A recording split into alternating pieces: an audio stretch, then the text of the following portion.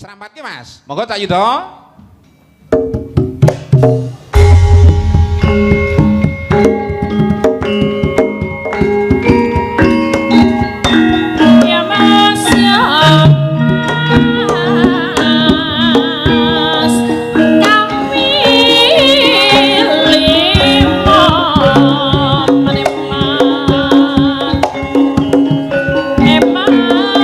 Metu mburi.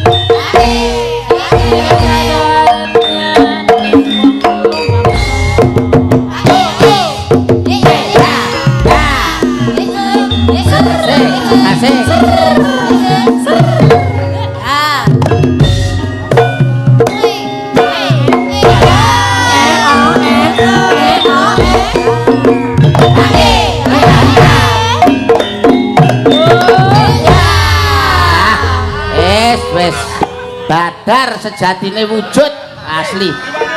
Nggih niki piala sing digawa kalian Abang Srono nggih niki bal-baline. Wong kowe nesunan rumangsaku kowe. Ora oleh nesu.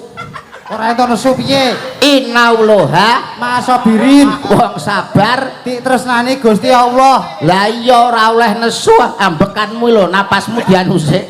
Lah wong ronggongan ae wis arek mati kok arti tambahi tulung gongan. Lah wong-wong iki seneng nek kowe mati kok iso rumangsamu kok iso.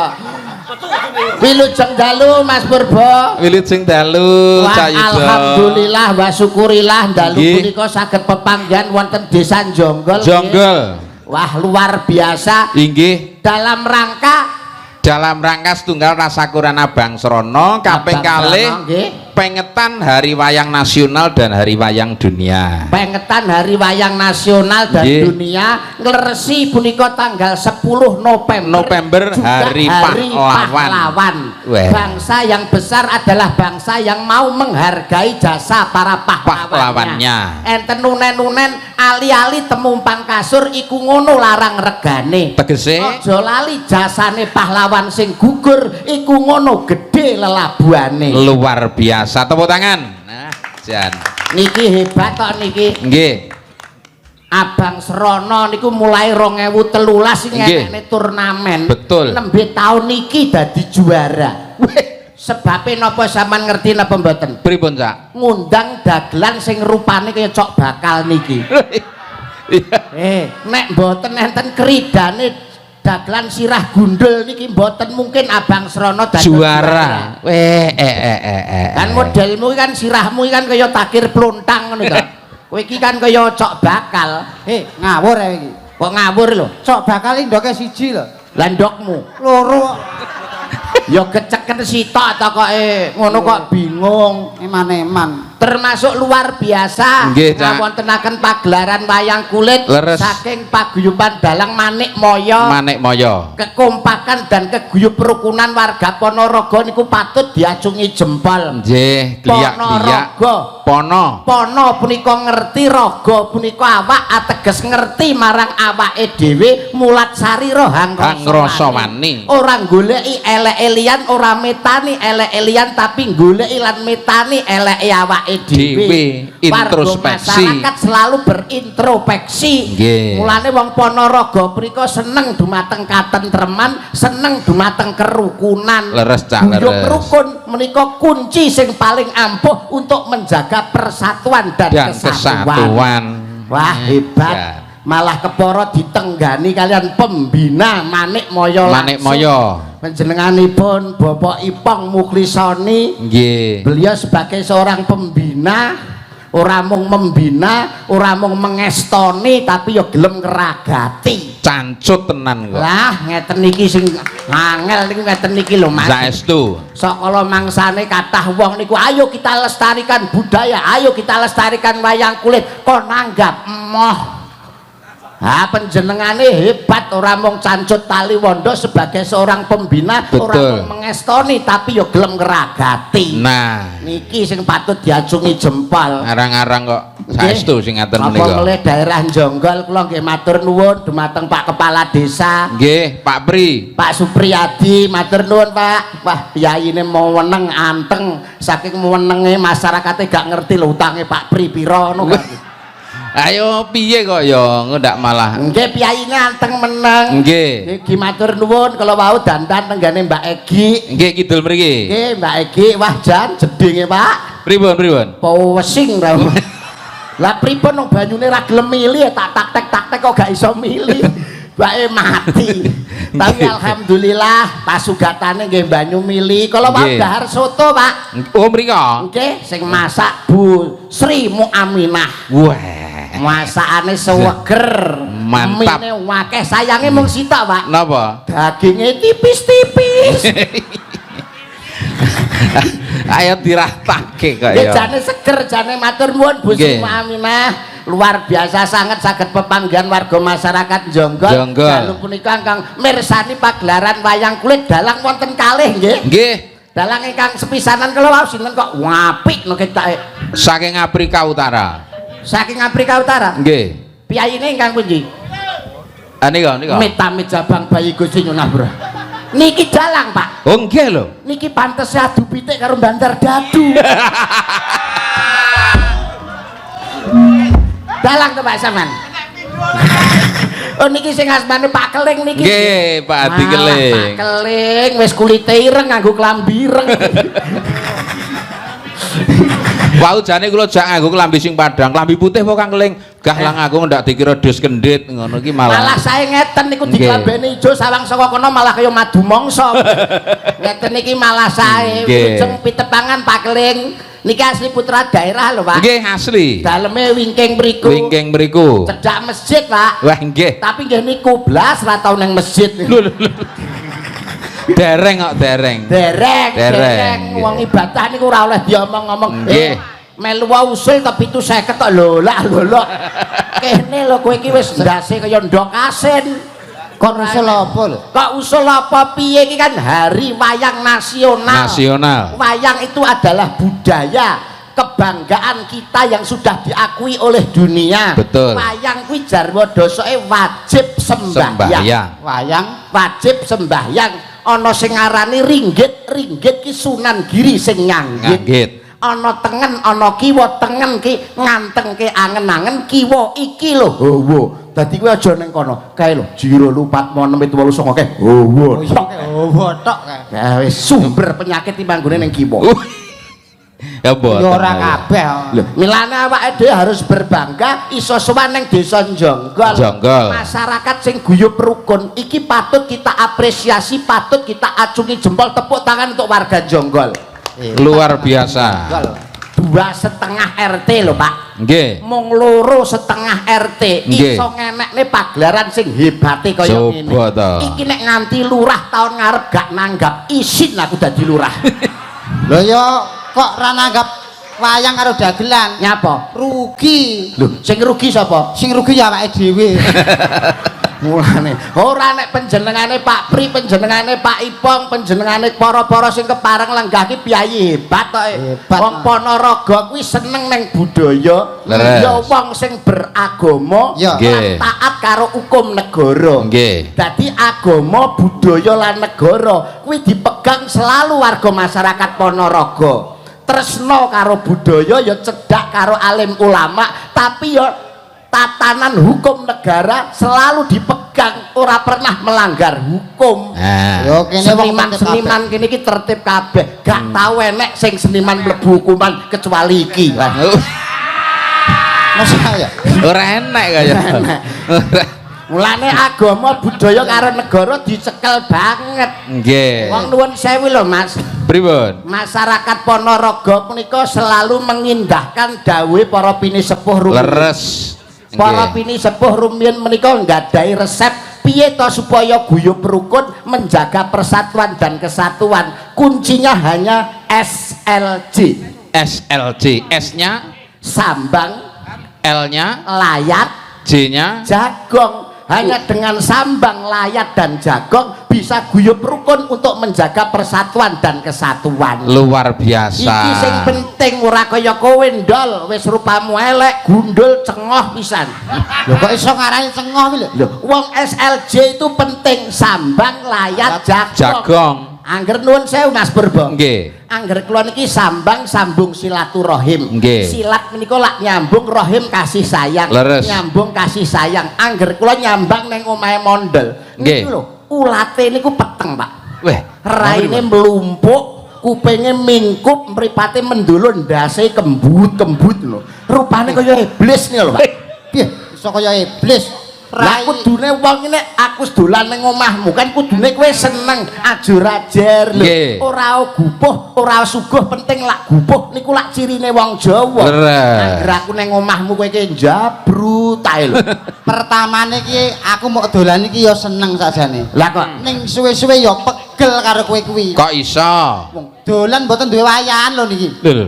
Bendina dolan, esuk awan sore dolan, esuk awan sore dolan. Genep 3 sasi. Ora yo mlarat to aku. Lah kok iso mlarat? Lah nek wis dolan nggonku ora tak suguhi. Kopi entek ampekan gula ampekan entek 3 kental nggo nyepake kowe tok kuwi. Mbok dolane kok iso tekor. Ya Allah Gusti, wong sambang silaturahmi iki ndawakne umur jembarke rejeki. Kok didolani kancane kok iso muring-muring lho kowe iki. Wong dolanmu bendina lek. Kuwi ning gone bab sambang. Sakniki yang kedua Mas Purba. Layat. Nggon layat, nggon taksiyah. Kowe apa tau nglayat ning gone tanggamu sing kepaten? Lho kowe ora ngerti. Nek aku entuk predikat pelayat teladan aku. Weh. Oh. Kowe iki saka desamu, Saka desaku oleh predikat pelayat teladan. anggere nek wong mati, Kelayat, enek wong mati, kelayat, nek gak enek golek. Sik. Kowe iki jare ning desamu dadi seorang pelayat Teladan. anggere nek wong mati, Kelayat, enek wong mati, kelayat, nek gak enek golek. lah golek kok gak enek. Golek gak enek, mbokmu ae dipateni. Alah, iki lho wong kok iso kuwi nang gone layat. Saiki yang terakhir jagong.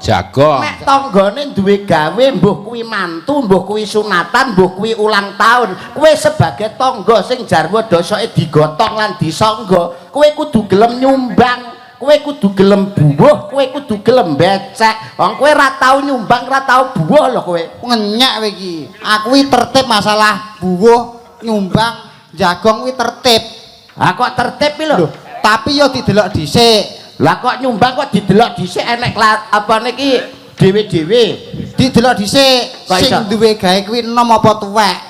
Nek sing duwe gawe enom, Nek sing duwe gawe enom minimal aku nyumbang yo 200 lah. nek sing duwe gawe tuwek, Tuwek yo 15.000.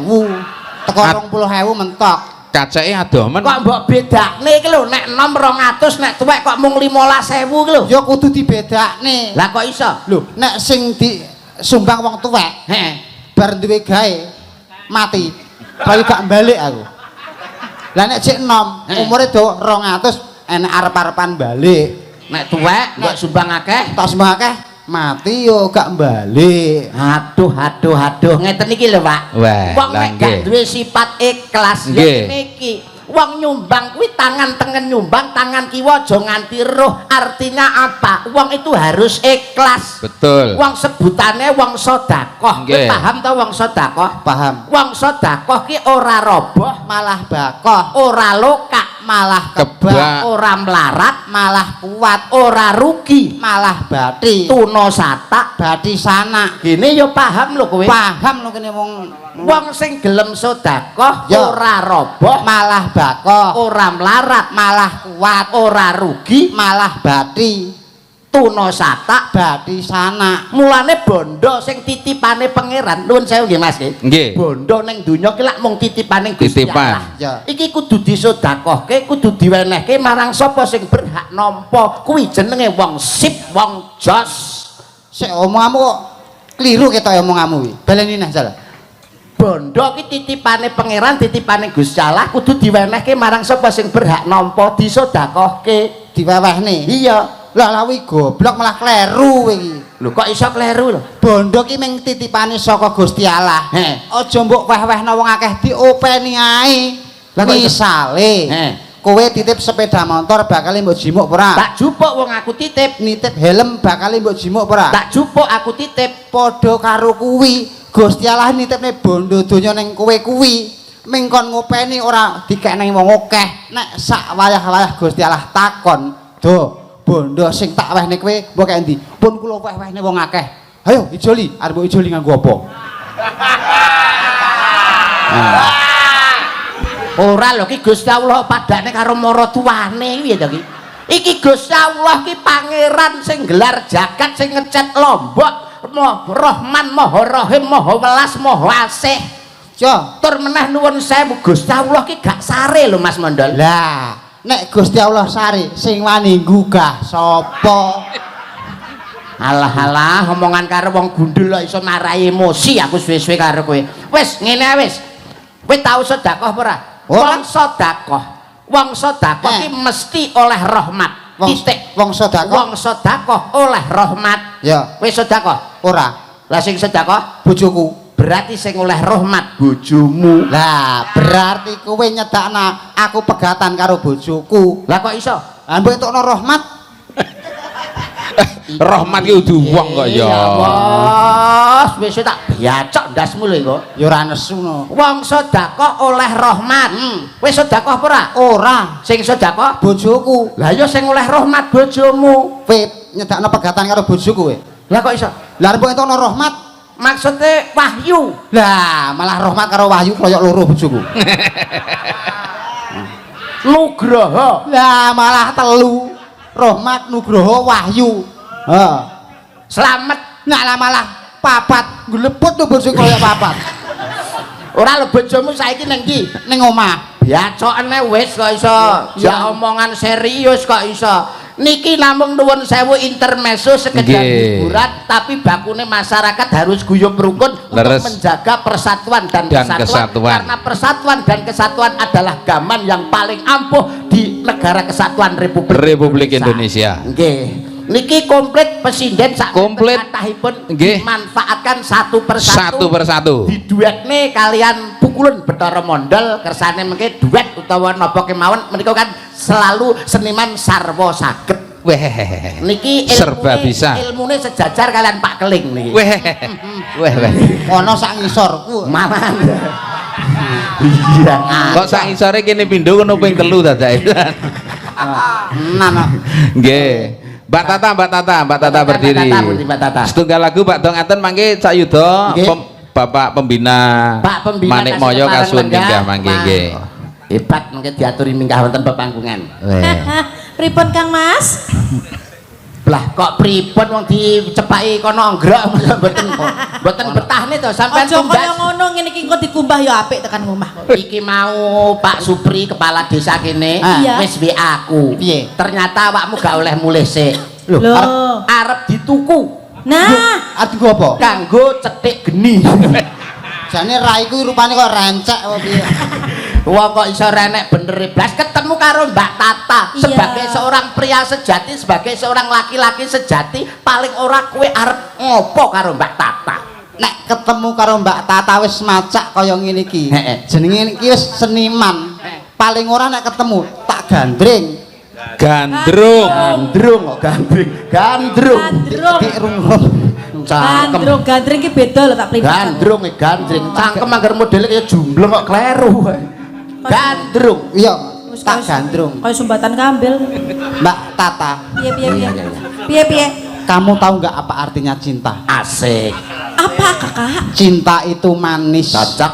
Manis itu madu. Asik. Iya. Madu itu dari tawon. Iya. Dan tawon itu punya entup. Aduh.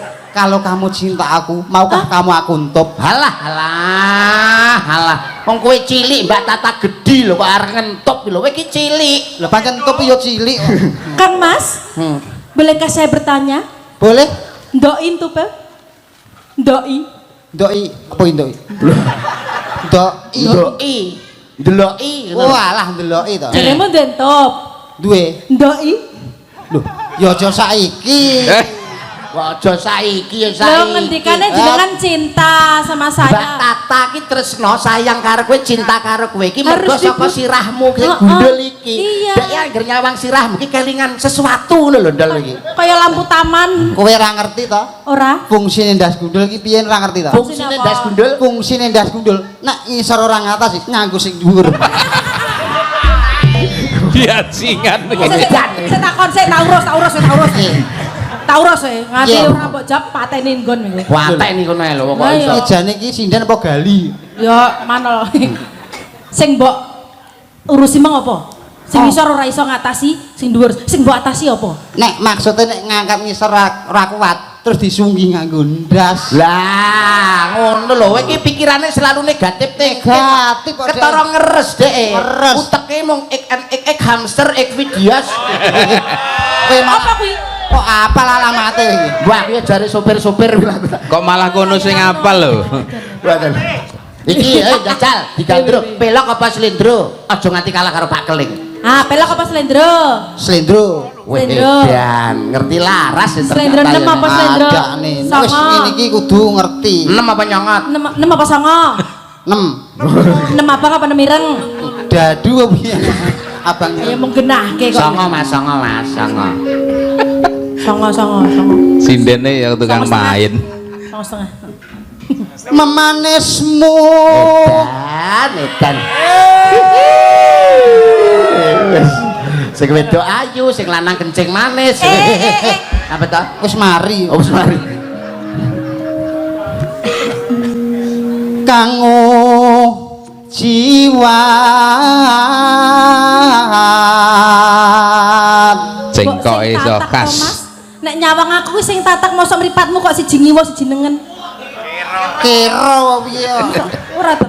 Iki ora kira cara mripate iki ya ngene iki. Kocak ngono kuwi. Netra kocak undarantir ya ngene iki. Nek kocak Iya. gotrine kendu. Agawe runciting kalih Edan Mas Mondol. Pitus. Tegane kambil ijo. bejane sing duwe bojo, Tegane kambil gading. bejane sing iso nyanding, Bebasan pring kuning mangklung neng pinggir kali sapa wonge ra pengin ngetok. lencir kuning merati sapa wonge ra pengen nyipok. Mbok cipak piye ndal? Tak cipok muni. Munine piye? Kok pengen nyetok piye to sing dicetok apane? Baduh iki kupingnya ya bosok. Kupinge Bosok piye to? Mang jare pengen nyetok sing mbok cetok apane? cipok. Kok cetok? Jane kuping jane apa? Wo, lah kupinge laran tok. Enek bulldozer, enek truk bareng jero. Kulu. Ah, tajet. Ya terus kek. Lara Lara apa kowe? kencing manis. Nah, ngakoni to. Wong roro kok lara. Roro. Arep marai. Arep marai. Ora. Pikir. Iya Mas. Lara apa nangsi nedya ngono iki lho arep nyapa arep nguyuh Kok nguyuh ta Bang ya? jenenge wong gandrung iya oh dipangku kaya tari karonsih ngono kae iya no ngati-ngati lho nang kene Nyapa? dagelan nang kene ngati-ngati ya Nyapa to kok ngati-ngati? yen ana klerune jenengan sirahe sampean kok dingge genepi gelange Pak Dekling mosok gelange saka ndas kuwi iya iki wong sakti mandraguna lho karo nasamu piye kok iso iki sak murid karo 212 kan lho pira sableng iki cek kembarane limbah Kae Wiro Sableng iki Wiro Sugleng. upama munduta rukmi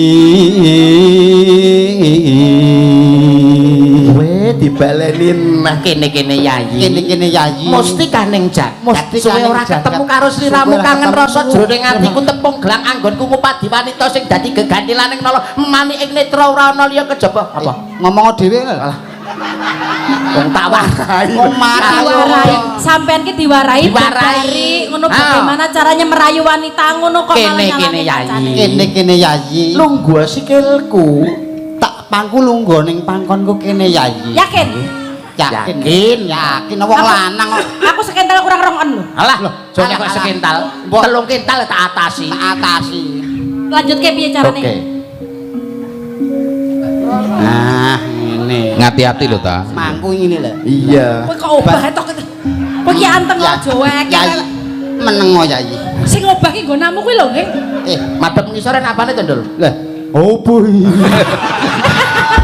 bareng aku ngerti wae oleh rene apa opo kok enek sing keri-keri ngono to masak Masa ta? Pak kita sabar tenang ae. Karo nembang to, Ndul. Karo nembang tenang ae. teh pancen aku nggo keri-kerinan yayi Upama upama Kowe kuat to, Ajeng? munduta alah Gusti nyuwun ngapura. anu Pak Dalang kula Aku wis gak yakin lho, Get Mang aku wis gak yakin karo kowe kok njajal mangku sinden barang ki lho ben piye. sik to Pak Dalang kula instruksi soalnya dagelane sing enom ngono lho iki prajuk enom ya gapok kabeh ngono kok ya Tembak ya pangan codot. Ngene lho, piye? Senenge nek wong wedok dipangku. Iya, pelak. Plek ngene. Nek meneng ae ya kuat wong lanang. Lah terus. Lah dhek dipangku obah ngene goyang ngebor. Lah terus akhirnya kowe Akhirnya aku keri. Terus lemes aku. silakan dilanjut. entupe ilange kok ya Ah. Yayi, Nen tresnaku marang sliramu Lah iki lho iki lho. tak rewangi rawe-rawe rantas malang-malang putung pecahing dodo utaing ngludira sedumuk bau senyari. Hei. Ya Allah Gusti, ini tak sewampluk bosok lho itu.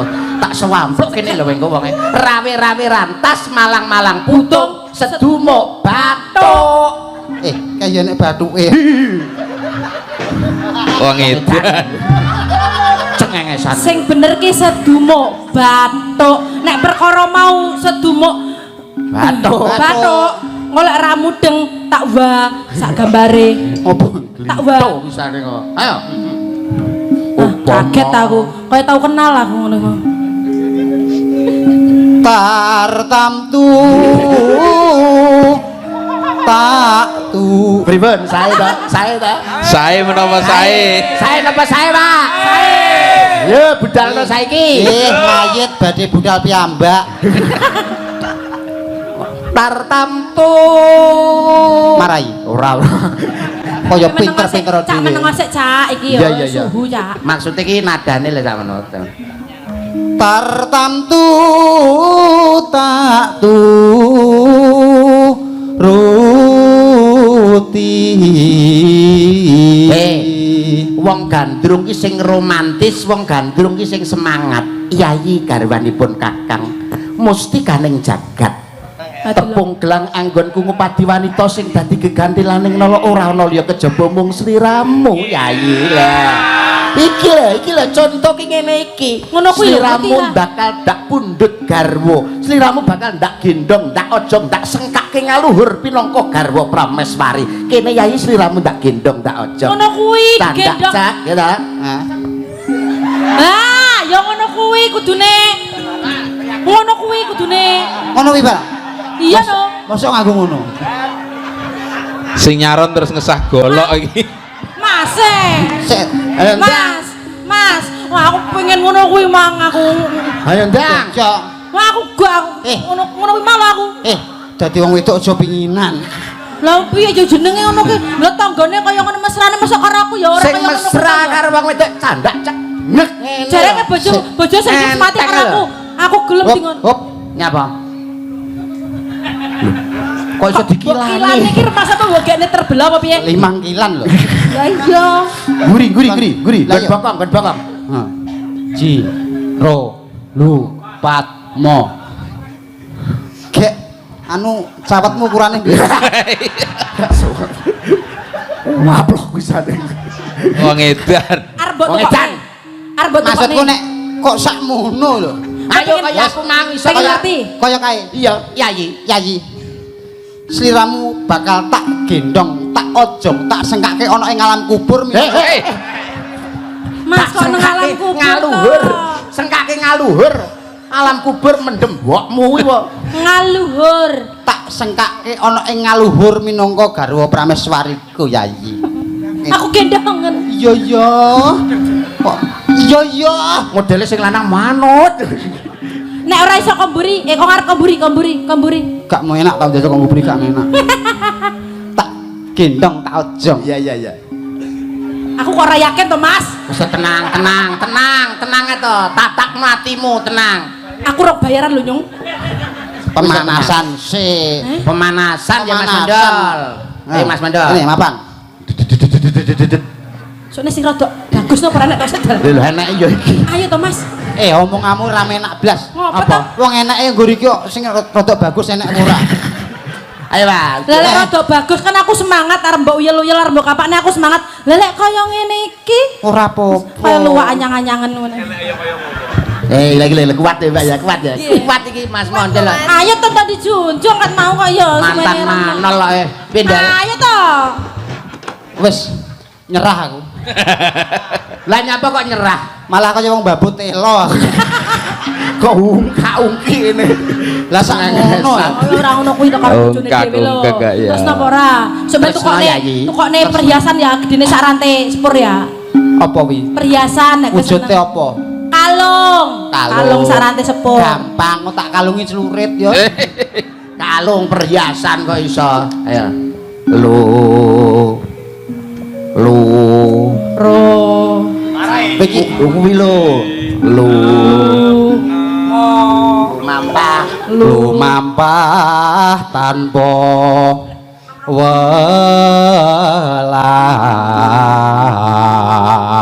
Suara kok iso kung kaya ngono jan. Suara kung ya ngene iki lho. Angger dhewe metu saka omah tanggane teng pundi kung. Kan nyeluk Mbah Kung. Saking tuweke nek kuwi. Tak kira nek keng jos.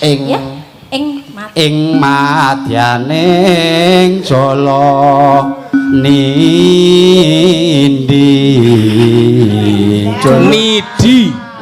kok nindi wi lho jala lek nindi kidul iki nindi kidul iki ora ngono mang jala nindi ngono kok. Nindi sapa jala nindi kok jala nindi kowe muni nindi kok salah kowe ya wis temah gonjing ngagenjong ning pagulingan elak jan dagelan pitu bawane wau slendro sama nggih didawahke tembange sampean duit rene Mbak iki pasanganku kuwi pasanganmu iki iya ya ora apa-apa apa lagune apa ayo lagune apa terserah iki cuma 2 apa tambah neh tak menu kae. Oh tambahin meneh. Ayo marfuah berdiri. Marfuah kare Mbak sinten iki? Mbak Vela kare Bu. Maksudnya teng mriki mawon sampean teng mriki mawon karo tunggu telo niki lho sampean tunggone mungkin. Nggih. Ayo Pak Do menika Pak Pembina mangke. Nggih Pak Pembina diaturi minggah wonten pepanggungan. Pak Pembina. Kula aturaken nawala rumiyin tak yuda sak seretan. Monggo. Assalamualaikum warahmatullahi wabarakatuh. Sugeng dalu Mas Dalang. Nyuwun lagon rondo nunut Banyumasan, kembang kopi angon bebek.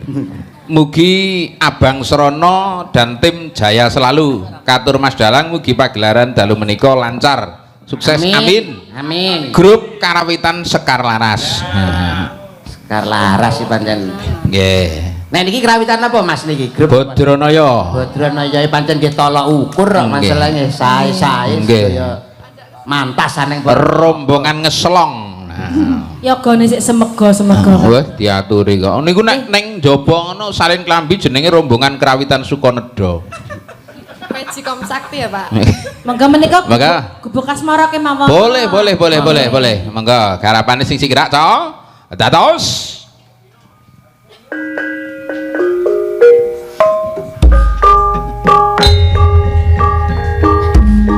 Yo. Iya.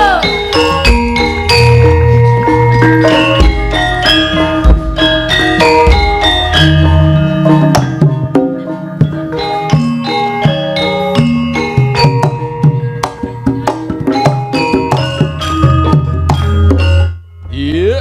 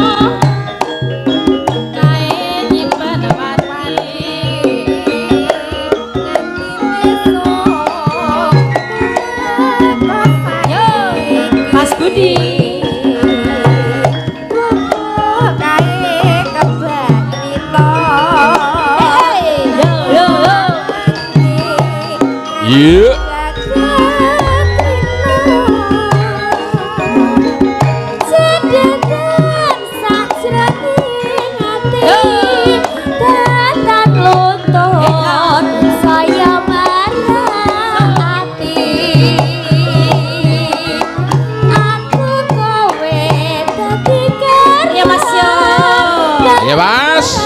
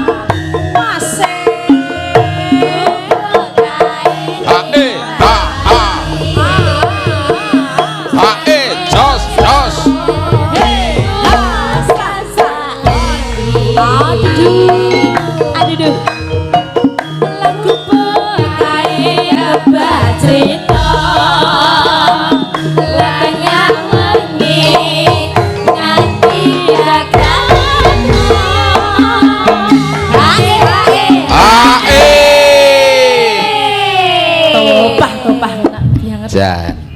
Ela jebule sing nguntir iki tanggaku kulan omah. Wong sawo.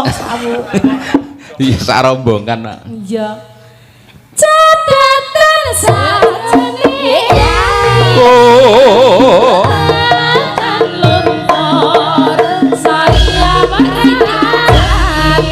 Ya ayo.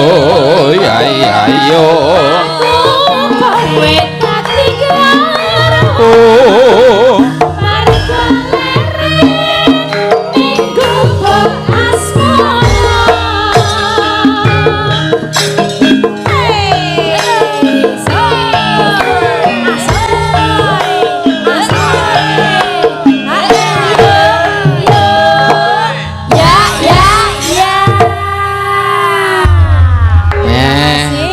Sembah nuwun. Pinarak sik. Wah, Jan. Ayo Cak Yuda, diserpeke menika Pak Pembina diaturi minggah Pak Pembina panggung. diaturi minggah wonten pepanggungan. Nggih. Nggih. Boleh dipun derekaken sinten Mas Berbo? Piyambak napa dipun derekaken sinten? Oh, kalih Mas Luhur. Oh, Mas Luhur. Nggih. Monggo. Kersane ngertos suasana panggung.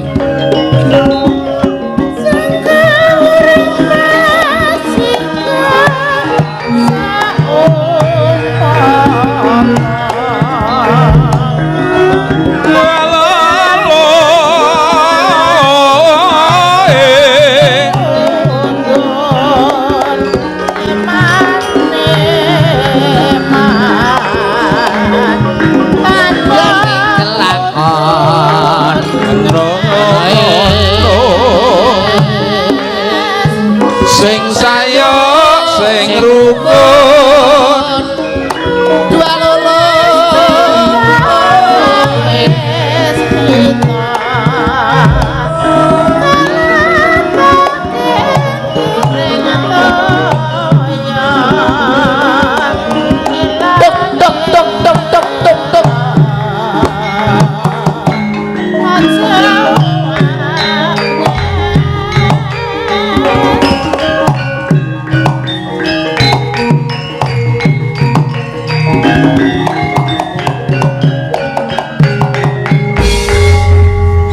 Sugeng dalu Pak Ipong Mas Luhur. Nggih, sugeng dalu Mas.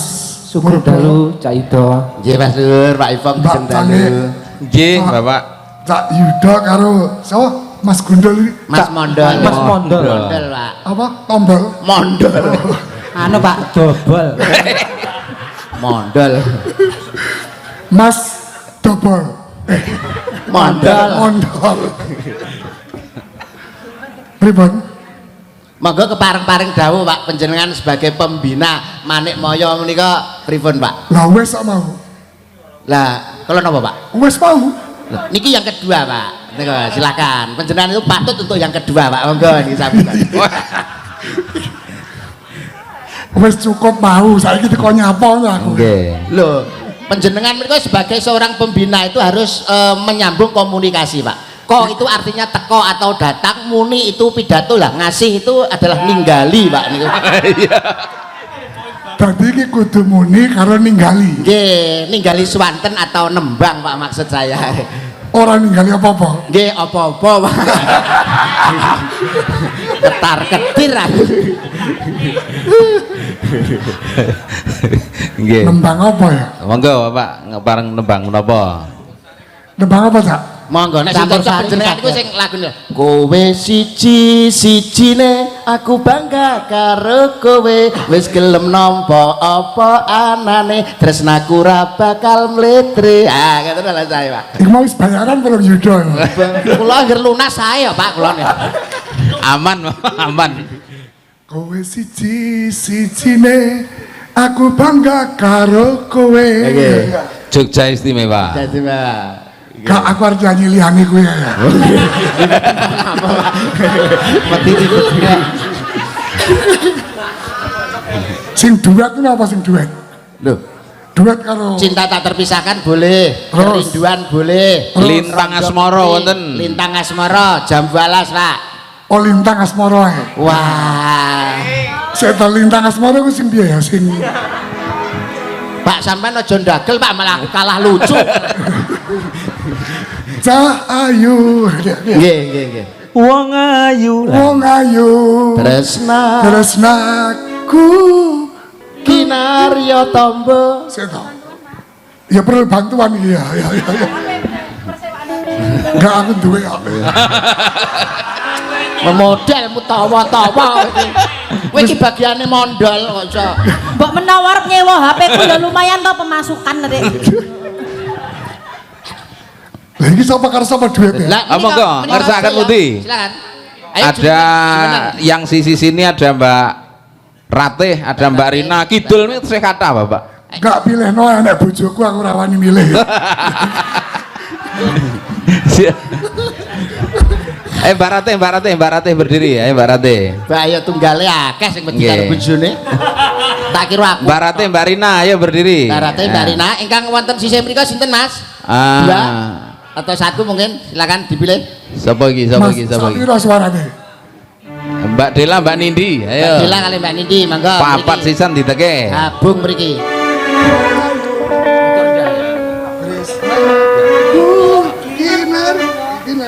Agak diturunkan Mas Bambang gitu Gak, sama ya. Oh, iki. Bapak suarane serak-serak bergembira. Sorak kae. Engko lek kira-kira aku ora pati anu dibantu ya. Siap, Pak. Oke. Bantuan. Ya. Nggih. Engko lek gagal lagu iki lagu liyane neh. Siap.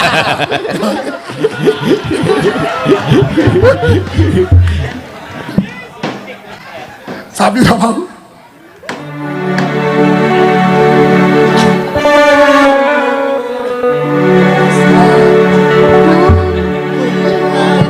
Tombo susah jroning batinku. Siap. Wong ayu tresnaku kinarya tamba susah jroning atiku. Masuk apa lagi? Masuk. Oke. Masuk pal. Irin.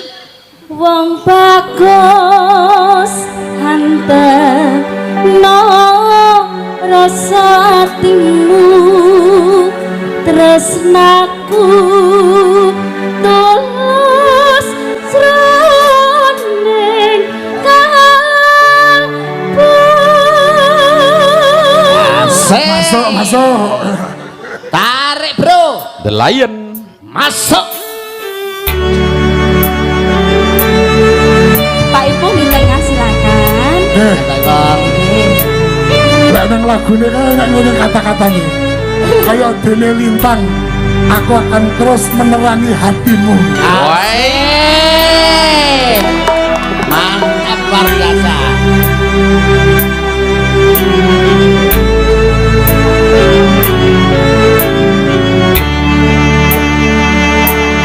Siang pantoro ratri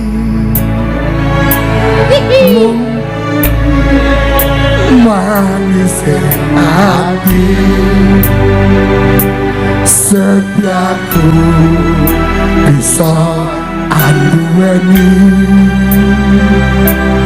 marang sang Sri Wahyudi. So sweet.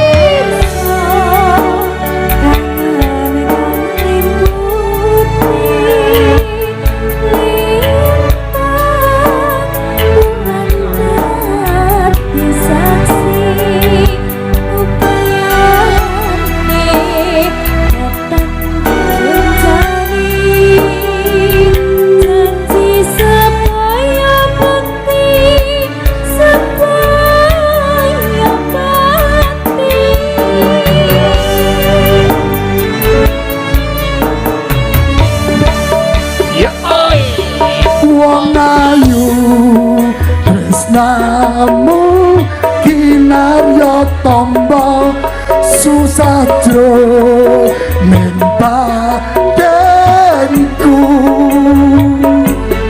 Wong bagus sandep rasa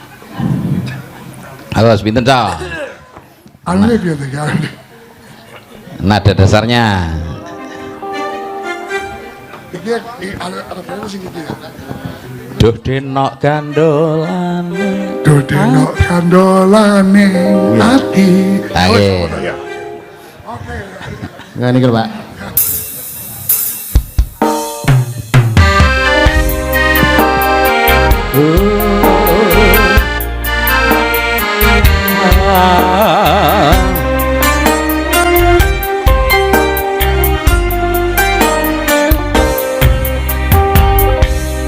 Gandolan Denok gandolane ati.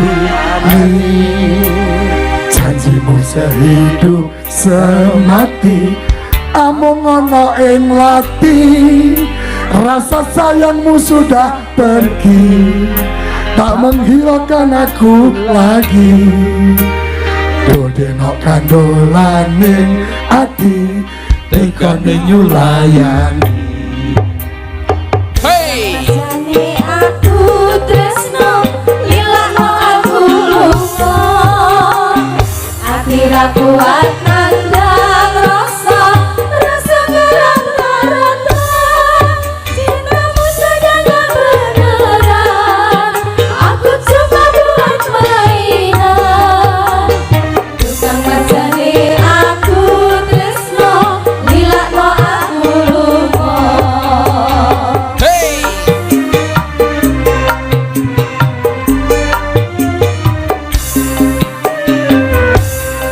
Tresno iki dudu mung dolanan, kabeh mau amarga kahanan. Sing tak jalo amung kesabaran, mugi Allah paring kesempatan. Mengadem hatiku ben aku rabayu lan tanggung jawabmu itu palsu.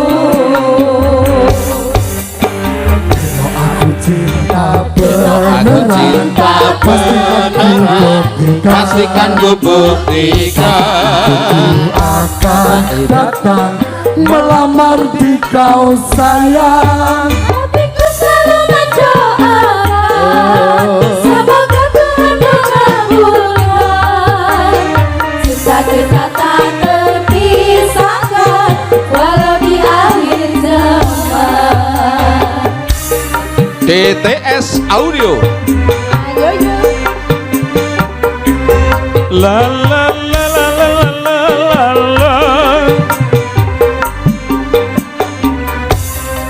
Cinta ini dudu mung dolanan, kabeh mau amarga kahanan. Sing tak jalo amung kesabaran, mugi Allah paring kesempatan. Mengadem hatiku ben aku rabayu dan tanggung jawabmu hidup palsu.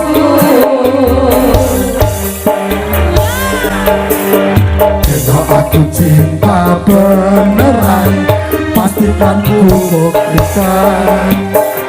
Bapak ibuku akan datang melamar di kau sayang. Hatiku selalu mendoakan semoga Tuhan mengabulkan cinta kita tak terpisahkan walau di akhir zaman.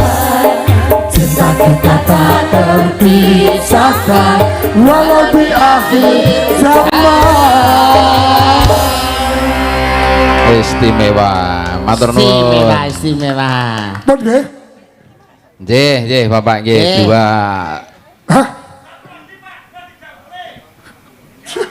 Siji Kas. Kaya tekan kun.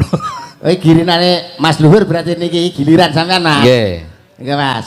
Anu nemu. Ya. Oke. Weh, ya cocok iki. Masuk. Nemu masuk.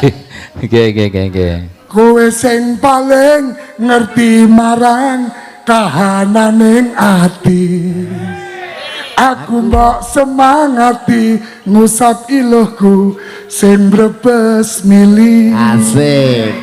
bebujane ngati kinarya kembange wangi sabar-sabar no momong aku muga selawase dadi siji. Maka Oke. The Lion.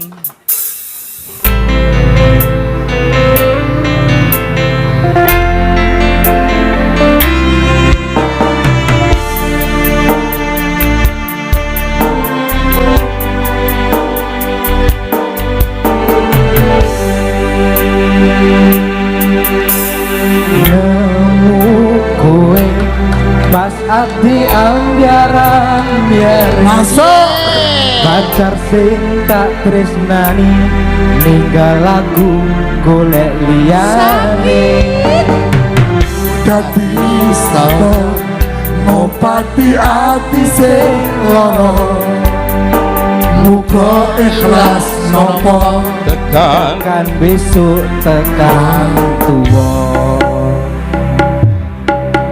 kowe sing paling ngerti marang kahanane ati aku mbok semangati musafiloku sing brebes milih pepujane ngati kinarya kembane wangi sabar-sabar no momong aku muga selawase dadi siji. Hey, hey, hey. Matur nuwun Gusti pun maringi sing kemati nemu sirane ngobati ati kang sepi. Matur nuwun Gusti pun maringi sing kemati yang pergi biarlah pergi ana kowe sing ngancani.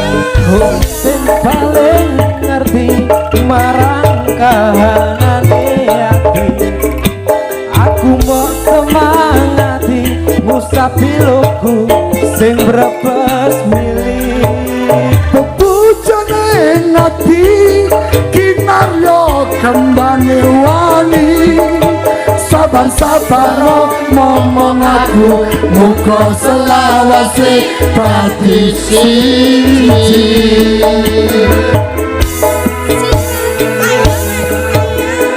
Matur nuwun Gusti pun maringi sing kemati nemu slirane ngobati ati kang sepi. matur suwun Gusti pun maringi sing kemati yang pergi biarlah pergi ono kowe sing ngancani.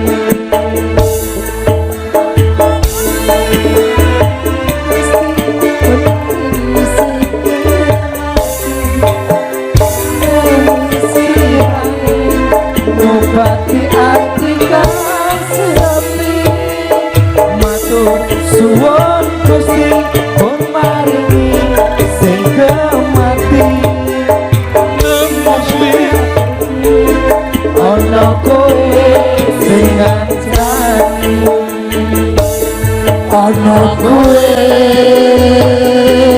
sing ngancani.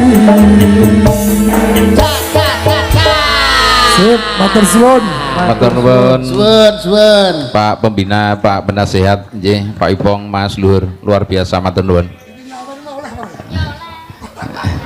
Nggih. Oh, menika bukan acara politik kok. Nggih. Nyawer malah kepara wajib ya Cak. Nggih pembina acarane dhewe kok pembina wong-wong iki perlu dibina binasakan nggih nggih matur nuwun nggih menika dalam rangka apresiasi terhadap rombongane dhewe ana sesuk nggih matur nuwun sanget nggih jan nuwun Pak cantik kaya terus do antri nggih ya boleh duduk yang berlima boleh duduk berenam no berlima nih nah, nggih lenggase nggih air yes aman tipe netang ini rombonganipun pinten oke nggih dihitung rumiyin nggih aman nggih Mas Luhur sehat seger parah nggih sehat selalu sembah nuwun sanget nggih ada permintaan nika Cak Yuda nggih diaturke Pujaningsih oh nggih sinten ingkang ngaturaken iki sing loro iki mau le nyanyi urung katek iki urung katek iki cah loro iki ngefan banget karo Cak Mondol mergo sih do legan iki engko arep foto karo Cak Mondol dipasang arepan gedhe ngono nggih nggon motoe Cak Mondol diplat ireng buronan Mondol di foto gede dalan ning arep omah ngisor tulisi awas anjing galak wah ayo Mbak Vela karo Mbak Ratih Mbak Vela karo Mbak Ratih Mbak Bella Pujaningsih mangga ya Ndek ame didueti karo Mondol iku senggakane Mondol apik nek lagu iki apik tenan iya Jangan diinjek. ora Pujaningsih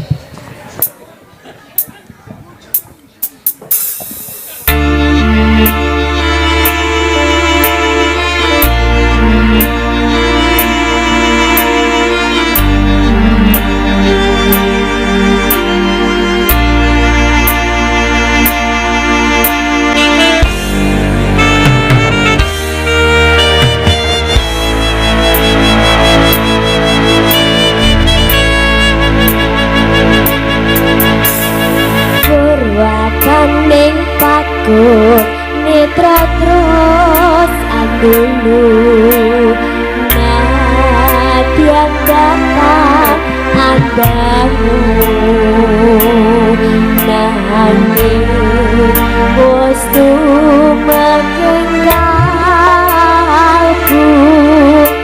babar pacar pindu saka pinabah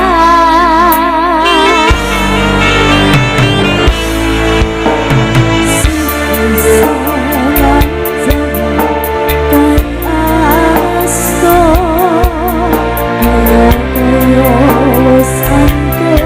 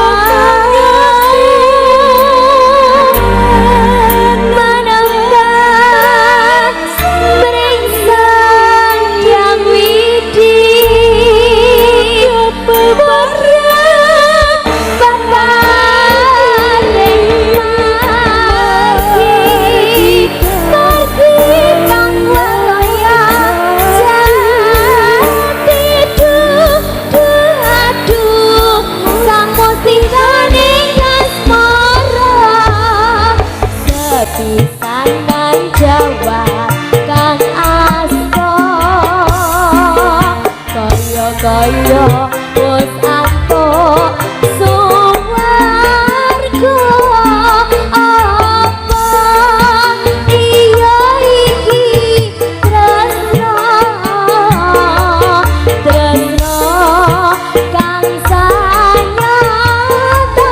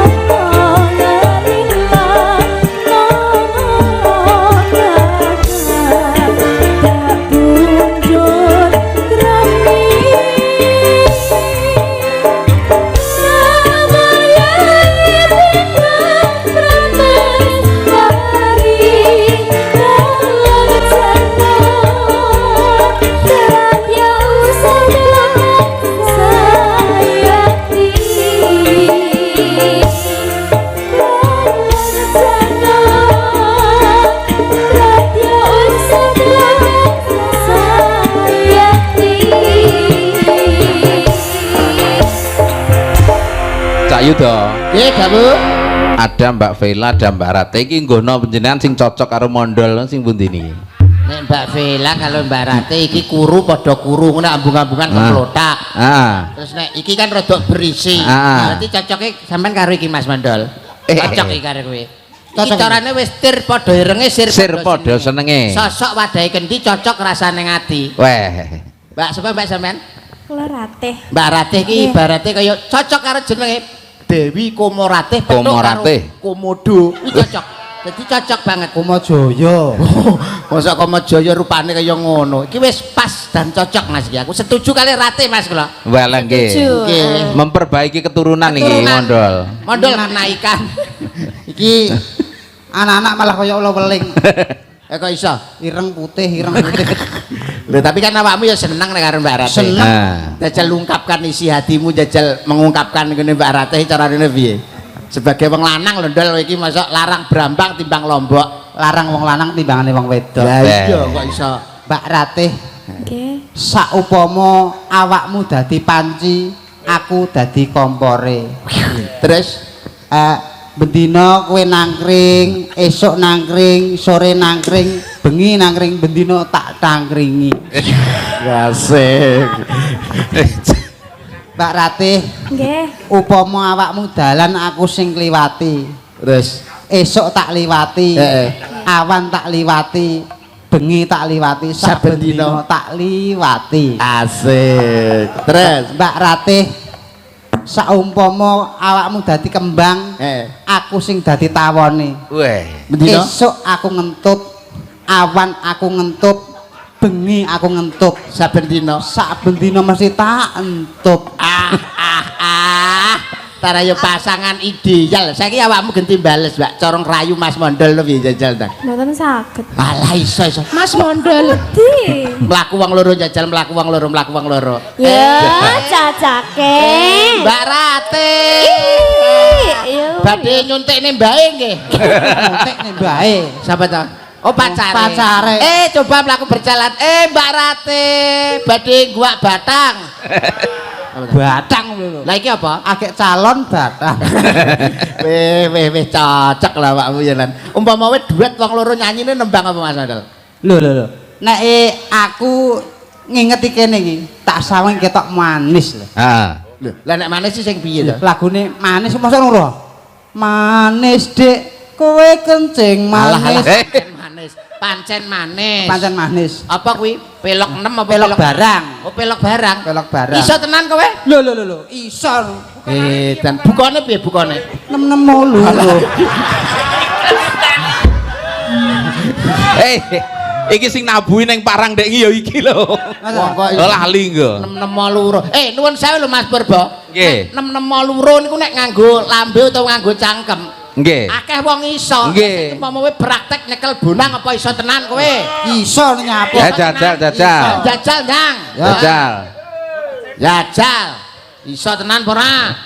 Mas Koco Sugeng Rawuh. Nggih. Lambene 668. Ayo. Lah, Hati-hati lho sanding kuwi pembonang gajah lho iki. jajal, Bang. Ya. Oh,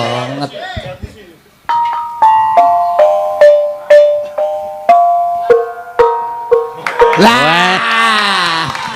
Dan tenan. Ketoke ning ngawi pelatih PKK niki. Ki pelatih PKK dadi kanca-kancane dipekakahi kabeh. PKK. Mike muni prawi. Bang. Piye kowe iki Tendange iki lho aja ndisiki. Iya. sing kleru iki kowe kuwi kok. Modele. Sing kleru iki kowe. Ayo, Bang. Grogi to.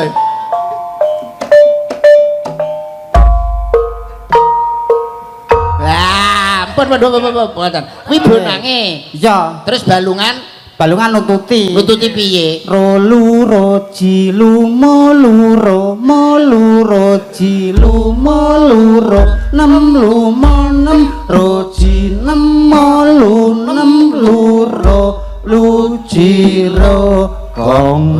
Jajal ndang iso tenan apa ora kowe? Kono kan so? Ya iya. Nyapu ora iso. Ndang. Demo kudu iso. Buka kene sik. Ya, buka kono. Elok iki elok.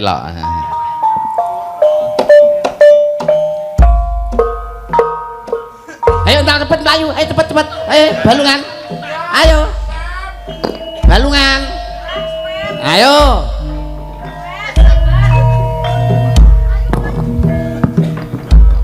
Sik to, kok bonang sik. Bukani bonange. Liyane meneng ben mondol tok. Ayo ndang. Bonang sik.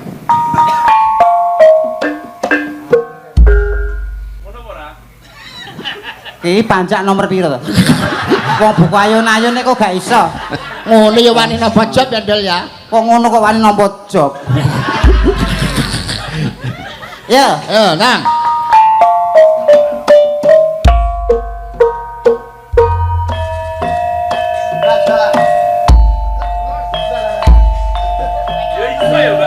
Iso padane.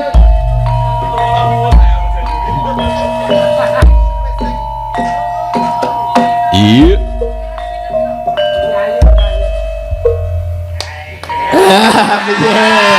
Hebat tenan hebat. aku ora mung ngomong tok. Maha wiku ya Ndel. Maha wiku. Wijawara. Brengeng. Percaya wisan. Kaya pathetan. Wis rene malah ngerusak ya apa-apa iku. Wis rene. Nek terima karo Pak Keling iki apik kowe ya Ndel ya. Lah. Iya. Iki anu modal meneh wis apal nek wong mlaku mbok bukani. Hebat. Percaya apa ora bodohan? Percaya. Sampeyan percaya nggih Mas? Percaya kula percaya. Asah don tapi biasae. Sing don sapa? Aku. Apa ki sida ora manismu mau? Sida Karo Rate. ya karo Mbak Rate. Oke.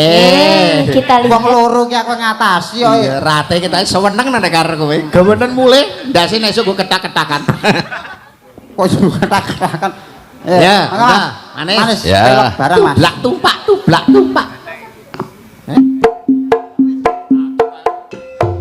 Ayo ya. Ya. Iya.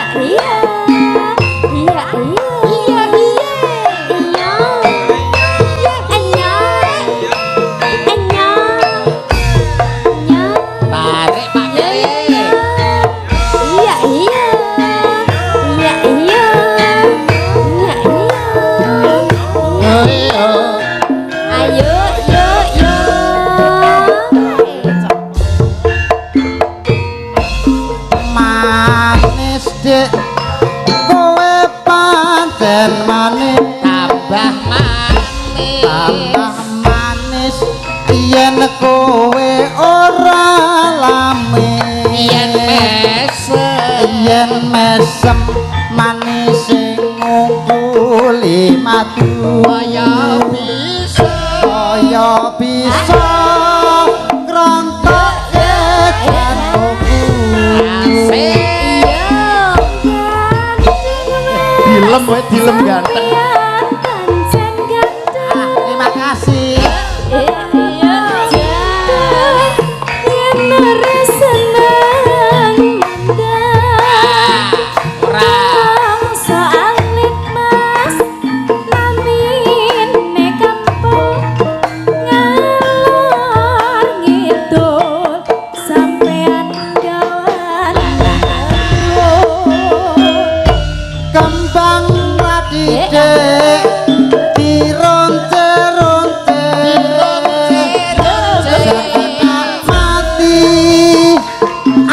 sayang kowe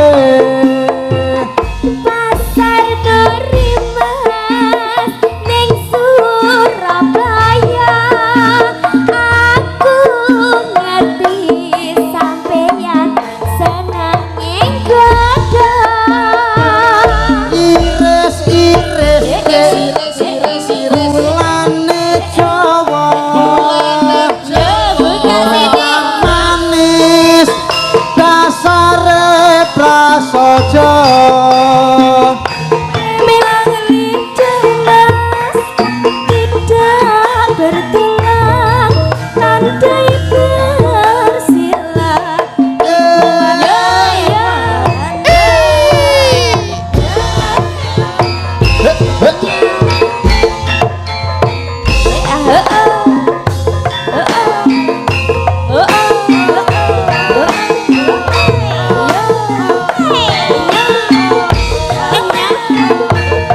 enak Mas Mandal. Oke, asik. Iya. Manis. Kowe pancen manis. Tambah manis. Yen kowe ora lamin. Yen mesem manis ngungkuli madu kaya bisa ngrontokke jantungku awakmu dilem terima kasih tambah ganteng yen ora seneng ora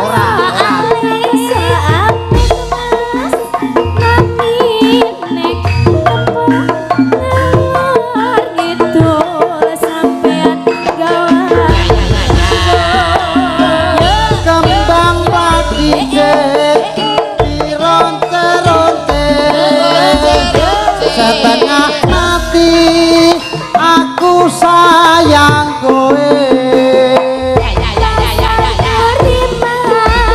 ning Surabaya aku ngerti sampeyan seneng ing godhong iris bulane Jawa